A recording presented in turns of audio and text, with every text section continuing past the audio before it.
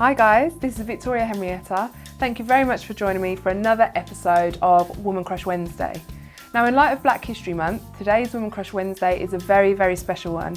It is none other than Oprah Winfrey. She is my Woman Crush Wednesday because she is an American media executive, television producer, published author, talk show host, humanitarian, actress, and all-round kind soul who has helped others as much as she can.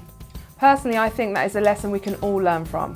Oprah Winfrey was born in 1954, and did you know that her birth name was actually Oprah after a religious figure, but everyone said it incorrectly and Oprah eventually stuck with her.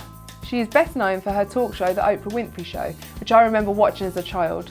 It was actually the highest rated television programme of its kind ever in history and ran for a whole 25 years, literally spanning decades from 1986 to 2011. It's crazy to imagine that she's even been around that long. She's actually 65, but boy does she look good. It seems like she has fit 4 whole lifetimes worth of work into just this one.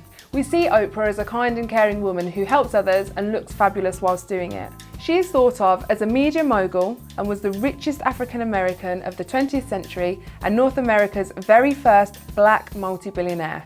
She has been previously ranked as the most influential woman in the whole world and the greatest black humanitarian in American history. You can see from the snippets of Oprah's life that she shares, she has a very comfortable life.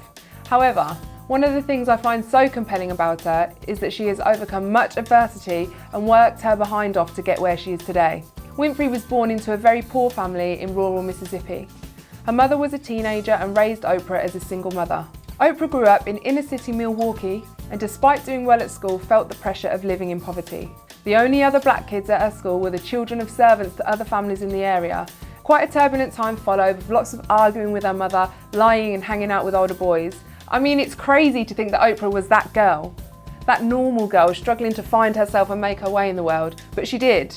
And it is these types of experiences that empowered Oprah to change her life as well as others. Oprah has spoken about very difficult times in her life, such as sexual assaults during her childhood and becoming pregnant at 14. Unfortunately, her baby was born prematurely and died in infancy. It was after this point in her life that she was sent to live with the man she calls her father, Vernon Winfrey, who was a barber in Tennessee. Here, Oprah began to perform even better at school. She became an honours student and was even voted most popular girl. She went on to get her first break and landed a job in a local black radio station while she was still in secondary school. By 19 years of age, she was a co-host for a local evening news show. During this time, Oprah was known for her sometimes emotional, unorthodox and spontaneous delivery style, and this is actually what resulted in her move to daytime talk show host. It was in Chicago that she actually took a local talk show, ranked at 3rd place in the area and boosted it to 1st. At this point, there was absolutely no stopping Oprah, and she launched her very own production company and became internationally renowned. Oprah has been both celebrated and criticised for her different concept for her talk show. As Oprah grew in confidence, ability and professionalism, she began to change the face of her show into one that centred around a more kind of humanistic approach. Self-help through spirituality, kindness, self-improvement and mindfulness. It was in 2008 that she formed her own network, Oprah Winfrey Network. I just love how her life experiences, that could have actually defined her for the worst, have defined her for the better, and they've actually driven her to achieve and help others to improve themselves. Could you imagine what the world would be like if everyone had that trait? If we all actually went out of our way to help one another? The world would be a much better place. Last week, Oprah opened up about her choice to not have children or marry. I think this is such a powerful statement because as women, historically, we have this ideal imposed on us that we must have a husband whom we must yield to, we must be able to cook and clean, we must want to have children and we must work hard, all while smiling and not having an opinion. Now I know we now live in a modern society and these types of gender stereotypes are less prevalent, but they are still there. And I've heard many women speak about how they hate people asking them when they're going to get married, when are they going to have children, or being reminded that their biological clock is ticking. I mean, come on, is it really any of your business? It's actually okay to not want a family. So if you're one of those nosy people, you need to just do you, boo-boo. Oprah has been with her partner Stedman Graham since 1986, a whole 33 years. And I know that because that's the same amount of time I've been on this planet. Despite her long-time love and much thought about marriage and a family, she decided against it because of the sacrifice and responsibility that goes along with being a mother. However, she speaks highly of motherhood and the courage it takes. And more power to you, Oprah, for having the spirit to do what makes you happy. I mean, there is nothing this woman hasn't done.